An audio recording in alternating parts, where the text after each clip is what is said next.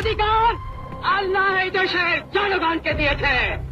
এই অধিকার কেউই কেড়ে নিতে পারবে না। আমি প্রধানমন্ত্রিত্ব চাই না, আমরা দেশের মানুষের অধিকার চাই। Dann tritt für mich ein, so wie ich für dich eingetreten bin.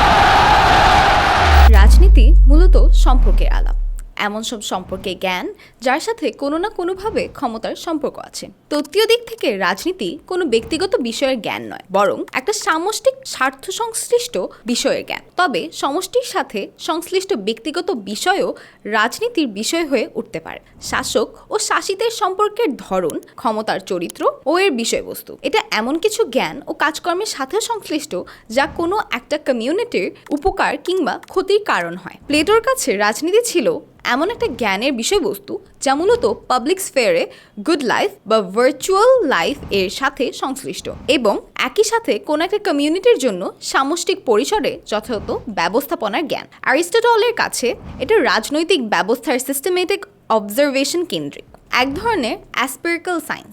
আদর্শ হচ্ছে মূলত ব্যক্তি সমষ্টির চালিকা শক্তি।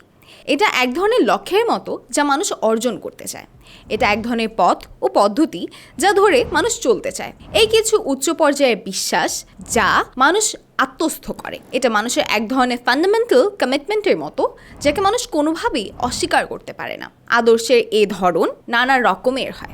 আদর্শের বাউন্ডারিও একরকমের থাকে না। আদর্শ কিছু ক্ষেত্রে পাবলিক লাইফে এক ধরনের বাধ্যবাধকতার মতো কাজ করে, আর ক্ষমতা হচ্ছে নীতির বহিঃপ্রকাশ। রাজনীতি ছাড়াও সমাজে সবসময়ই একটা ক্ষমতা বিরাজ করে। এ ক্ষমতা কেউ না কেউ রেগুলেটই করে। আদর্শ আর রাজনীতি মিশালে পাবলিক স্ফেয়ারে ক্ষমতার ম্যানিফেস্টেশন ঘটে। আসলে রাজনৈতিক ব্যবস্থার উপরেই ক্ষমতার ধরন নির্ভর করে, আবার একই সাথে ক্ষমতাবান ব্যক্তির আদর্শের উপরও ক্ষমতার ধরন নির্ভর করে। আদর্শ তখন ক্ষমতার উপর গতিপথ নির্ধারণ করে। ক্ষমতা এক জটিল ব্যাপার।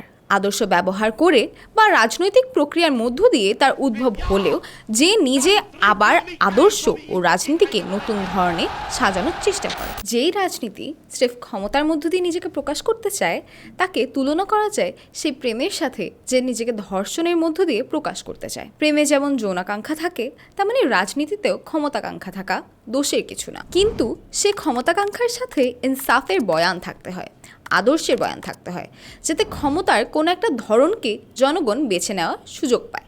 সমস্যা হলো এই ইনসাফ কিংবা আদর্শের বয়ানের কোনো কনসিস্টেন্সি বাংলাদেশের কোনো বড় দলের মধ্যে পাওয়া যাবে না। ছোটোখাটো দলে এই কনসিস্টেন্সি কিছুটা পাওয়া গেলেও একটা আধুনিক রাষ্ট্রে এটা বাস্তবায়নের যে কলকজ্জা দরকার সেই ক্ষমতার ঘাটতি আছে।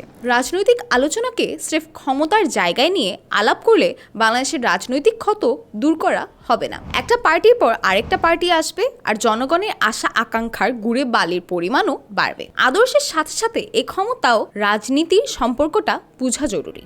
আদর্শ মূলত একটা লক্ষ্য এবং একই সাথে একটা পথ যে নিজেকে পাবলিক স্ফেয়ারে বাস্তবায়নের প্রচেষ্টা চালায়। সমস্যা তৈরি হয়, একটা সমাজে সবাই এক ধরনের আদর্শ ধারণ করে না, ফলে দুটি আদর্শ যখন নিজেদেরকে বাস্তবায়নের প্রচেষ্টা চালায় তখন উভয়ের মধ্যে একটি সংঘাত তৈরি হওয়ার সম্ভাবনা দেখা দেয়। এই ক্ল্যাশকে যতক্ষণ পর্যন্ত নেগোসিয়েশন, বোঝাপড়া, ছাড়, ডায়ালগ এগুলোর মধ্য দিয়ে বিহিত করা যায় ততক্ষণ পর্যন্ত সে সমাজের রাজনৈতিক সম্ভাবনা হাজির থাকে। যখন এ সম্ভাবনা অনিশ্চিত হয়ে পড়ে তখনই সংঘাত ও যুদ্ধের সম্ভাবনা তৈরি হয়। ফলে সমাজে রাজনৈতিক সম্ভাবনা অর্থাৎ আদর্শের ভিন্নতার সুযোগ টিকিয়ে রাখার জন্য উভয় পক্ষকেই একটা ঐক্যমতের জায়গায় পৌঁছতে হয়, নয়তো সমাজে অরাজকতা শুরু হয়ে যায়। ফলে আদর্শ পালনকারীদের মধ্যে আদর্শের ম্যানিফেস্টেশন যেভাবে হয়, আদর্শ না পালনকারীদের মধ্যে সেটা অন্যভাবে হয়, এবং এটা না পালনের সুযোগ না থাকলে সমাজে বাধ্যবাধকতা ও জুলুমের সম্ভাবনাও তৈরি হয়। তাই এখানে নৈতিকতার দৃষ্টিকোণ থেকে আদর্শ সর্বব্যাপী ও সার্বজনীন হলেও রাজনৈতিকভাবে এরকমটা হওয়ার সুযোগ নেই। এসব জায়গায় এসে সেকুলারিজম ও ধর্ম কিংবা অন্য কোনো আদর্শের রাজনৈতিক সম্ভাবনা ও ধরন আলাদাভাবে বিবেচনা করার সুযোগ আছে। এক্ষেত্রে কোনো একটা রাজনৈতিক গোষ্ঠীকে তার অতীত অভিজ্ঞতা ও ভবিষ্যৎ সম্ভাবনা ও ক্ষমতার বিষয়গুলো বিশ্লেষণ করে রাজনৈতিক সিদ্ধান্ত নেওয়ার বিষয় আছে। এর বাইরে একটা সমাজে ক্ষমতা যখন আদর্শিক বিবেচনার বাইরে আদর্শকে ব্যবহার করে ভিন্নমতের সুযোগ নষ্ট করে দেয়া হয় বা জনগণের ইচ্ছার বাইরে ক্ষমতাবানদের চাহিদা জনগণের উপর চাপিয়ে দেওয়া হয়, তখনও রাজনৈতিক সম্ভাবনার মৃত্যু ঘটে। বর্তমান সময়ে আদর্শকে কেন্দ্র করে উন্মাদনা, যার দাবি হচ্ছে অন্য চিন্তা আদর্শ ডিল না করে স্রেফ দমন করা, আবার ক্ষমতাকে কেন্দ্র করে স্বার্থপরতার উন্মাদনা, যেখানে যে কোনো ইনসাফের ধারণাকে আমলে না নিয়ে এই দুটি ট্রেন্ড খুব বেশি দৃশ্যমান।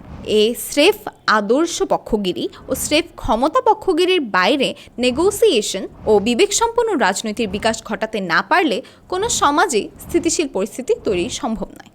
ধন্যবাদ।